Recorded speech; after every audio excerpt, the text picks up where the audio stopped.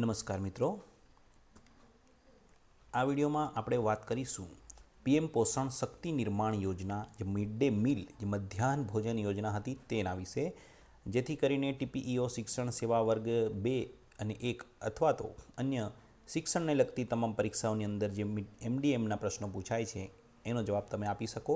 મધ્યાહન ભોજન યોજના સાથે અન્ન સંગમ યોજના, દૂધ સંજીવની યોજના, ફૂડ સિક્યુરિટી, સુખડી વગેરે તમામ બાબતોની આપણે આ વિડીયોની અંદર 5 થી 7 મિનિટની અંદર જ તમામ ચર્ચા કરીશું, જેથી કરીને જે કંઈ માર્ક્સ છે એ તમે મેળવી શકો. સ્ટાર્ટ કરીએ. મધ્યાહન ભોજન યોજના પીએમ પોષણ શક્તિ નિર્માણ, જેનું નામ હવે કર્યું છે. તો આ મધ્યાહન ભોજન યોજનાનું પ્રધાનમંત્રી પોષણ શક્તિ નિર્માણ યોજના તરીકે નવું નામાભિધાન કરવામાં આવ્યું. કઈ તારીખથી કરવામાં આવ્યું? તો 11/10/2022ના પરિપત્રથી શિક્ષણ વિભાગ ગુજરાત સરકારે કર્યું છે. તો આપણે આ તારીખ પણ ઉપયોગી રહેશે યાદ રાખવામાં. નામ શું છે એમડીએમનું નવું એ પણ અહીંયાથી તમને મળી જાય, અને કઈ તારીખથી છે તો 11/10/2022થી આ નામાભિધાન કરવામાં આવ્યું છે. નેક્સ્ટ જોઈએ. હવે એનો ઠરાવ પણ આપણે જોઈ લઈએ કે પ્રસ્તુત બાબતે પુખ્ત વિચારણાને અંતે સરકારી અને અનુદાનિત, એટલે કે જે સરકારી શાળાઓ છે તેમાં એમડીએમ ચાલે છે પીએમ પોષણ, અને અનુદાનિત એટલે ગ્રાન્ટેડ જે પ્રાથમિક શાળાઓ છે એમાં પણ ચાલે છે. ગરમ અને રાંધેલું ભોજન પૂરું પાડવા અંગેની જે યોજના છે મધ્યાહન ભોજન, એનું નામ પ્રધાનમંત્રી પોષણ શક્તિ નિર્માણ એવું કરવામાં આવ્યું છે. તો આ એક પ્રશ્ન તમે અહીંયાથી લઈ શકો. નેક્સ્ટ આપણે જોઈએ. 1984ની અંદર મધ્યાહન ભોજન યોજના શરૂ કરનાર ગુજરાત દેશનું બીજું રાજ્ય હતું.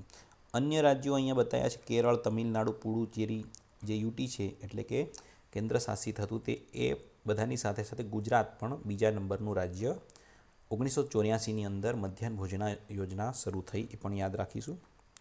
શાળાના બાળકોને બધા કામકાજના દિવસોમાં મફત અને ગરમ રાંધેલું ભોજન પૂરું પાડવાનો તેનો હેતુ છે.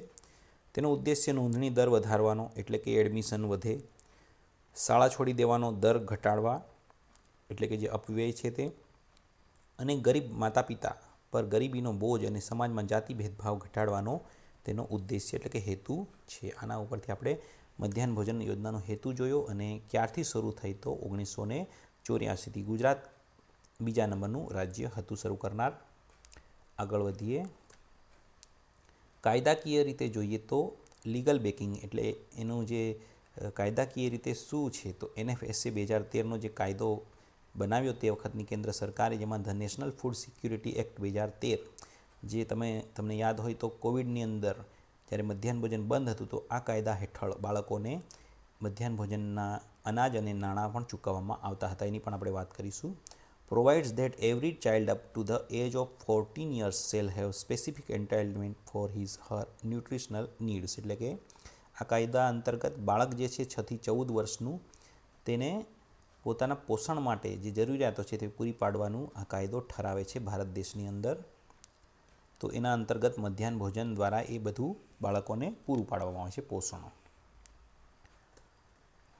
કઈ શાળાઓને કેટલી કેલરી એ પણ આ કાયદા અંતર્ગત છે તો એ પણ આપણે વાત કરી લઈએ. In case of children up to class 8 or with the age group of 6 to 14 years, એટલે 8મા ધોરણનું બાળક સુધી અથવા તો એ 6 થી 14 વર્ષના બાળકો, વિચ એવર ઇઝ એપ્લિકેબલ, જે પણ લાગુ પડે એમને, 1 મિડ ડે મીલ, એટલે કે એક વખત જમવાનું શાળામાં આપવામાં આવે, ફ્રી ઓફ ચાર્જ, એટલે કે મફત આપવામાં આવે, એવરી ડે, દરરોજ, એક્સેપ્ટ ઓન સ્કૂલ હોલિડેઝ, એટલે શાળામાં રજા હોય તે સિવાયના તમામ દિવસોમાં બાળકોને મફત ભોજન એક ટાઈમ આપવામાં આવે એવું કાયદામાં કીધું છે.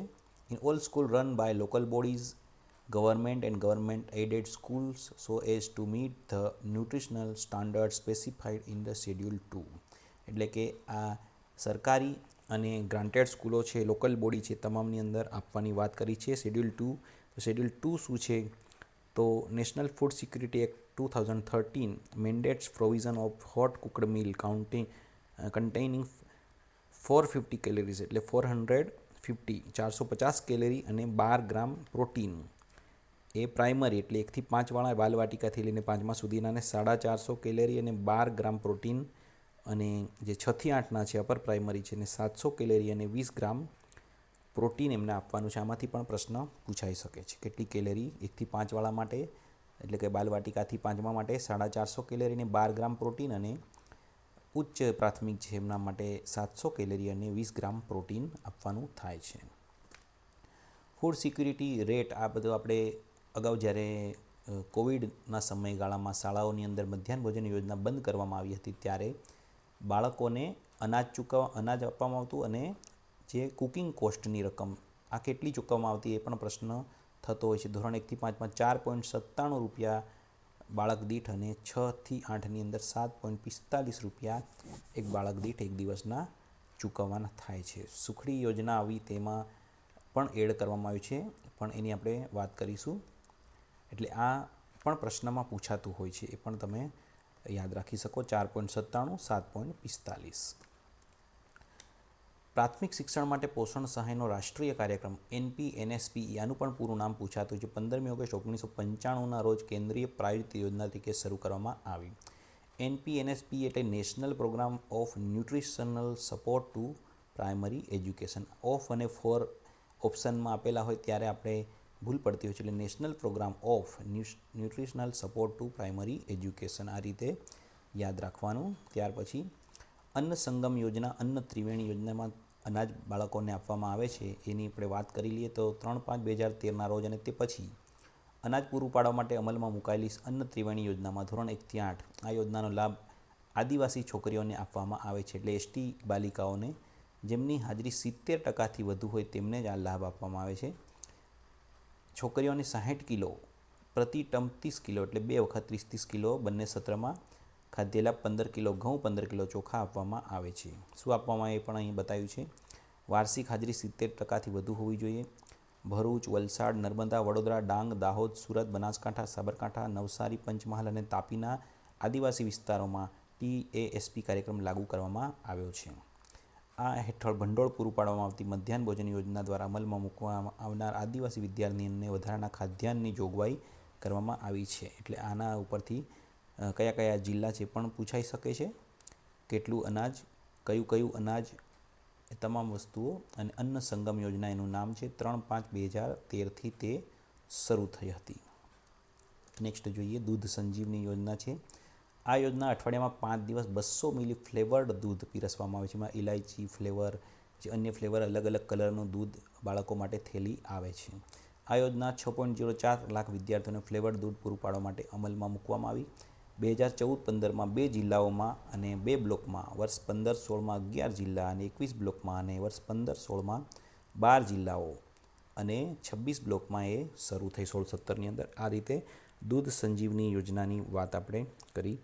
200 મિલી ફ્લેવર્ડ દૂધ એ આપણે યાદ રાખીશું. અઠવાડિયામાં કેટલા દિવસ? તો 5 દિવસ.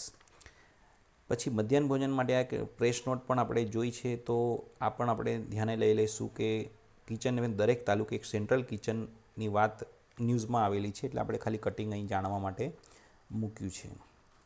તો એ પણ આપણે ભવિષ્યમાં આવી શકે છે, તાલુકા દીઠ એક સેન્ટ્રલ કિચન.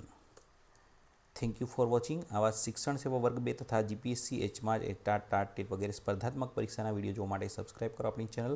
અને ડિસ્ક્રિપ્શન બોક્સની અંદર આપણે તમામ પરિપત્રો અને મેનુ મૂકેલું છે, એ પણ તમે જોઈ શકો છો. Thank you very much. અહીં વિડીયો પૂર્ણ કરીએ.